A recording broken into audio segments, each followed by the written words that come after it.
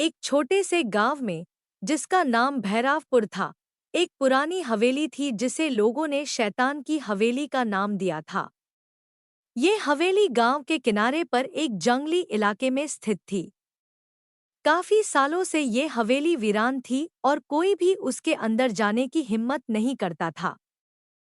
गांव में एक लड़का था, रवि, जो अपने दोस्त के साथ हमेशा कुछ ना कुछ नया करने की सोचता रहता था। एक दिन उसने अपने दोस्त अमन से कहा, आज रात को हम शैतान की हवेली में चलेंगे। लोग सिर्फ अफवाह फैलेट है, वहां कुछ नहीं होगा। अमन पहले तो डरा, लेकिन फिर रवि के जिद करने पर मान गया। रात को जब सब गांव वेल सो रहे थे, रवि और अमन टॉर्चेस और एक पुरानी किताबों का बैग लेकर हवेली की तरफ निकल पड़े।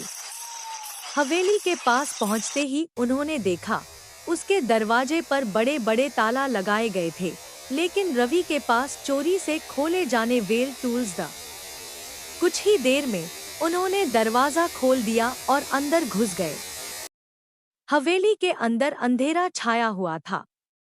उन्होंने अपनी टॉर्चेस जलाई और धीरे धीरे आगे बढ़ने लगे।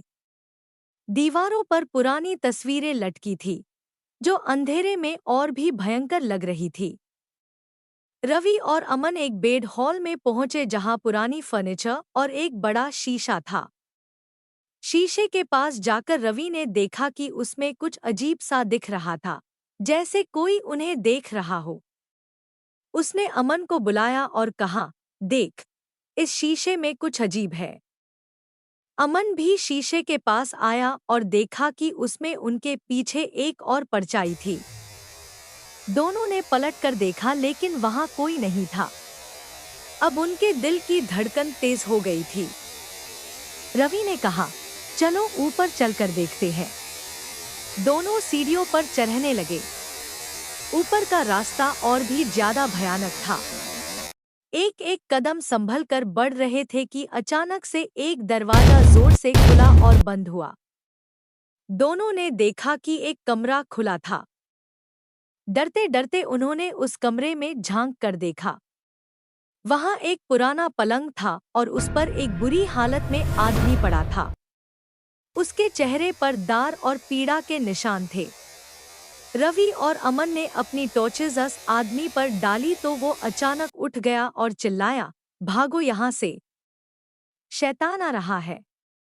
दोनों ने टॉर्चेस बंद की और कमरे से भाग खड़े हुए। डॉट नीचे आते समय उन्होंने देखा कि अब हवेली का दरवाजा बंद हो चुका था और उस पर फिर से ताला लग गया था। अब उन्हें समझ नहीं आया कि क्या करें। रवि ने कहा, हम खिड़की से निकलने की कोशिश करते हैं। दोनों एक खिड़की के पास आए, लेकिन वो भी अंदर से काफी पुरानी और सदी हुई थी। तभी एक और चिल्लाहट सुनाई दी और हवेली का पूरा अंधेरा और गहरा हो गया। तभी उन्होंने देखा कि एक सेफ-पोर्ड आत्मा उनकी तरफ बढ़ रही थी। उसका चेहरा बिल्कुल सेफ था, आंखें लाल, और उसकी हंसी से उनकी रूह कांप गई।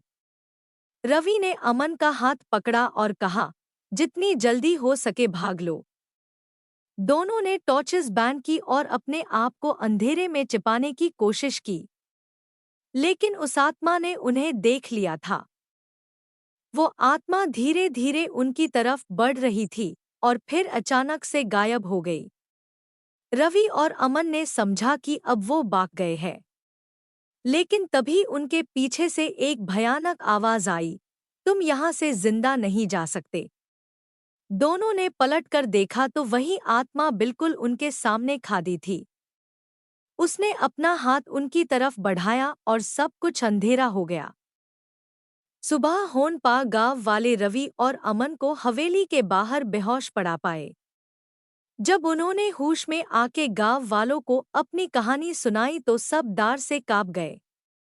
शैतान की हवेली की कहानी अब और भी भयानक बन गई थी और रवि और अमन ने कभी वापस उस हवेली के पास जाने की सोच भी नहीं की।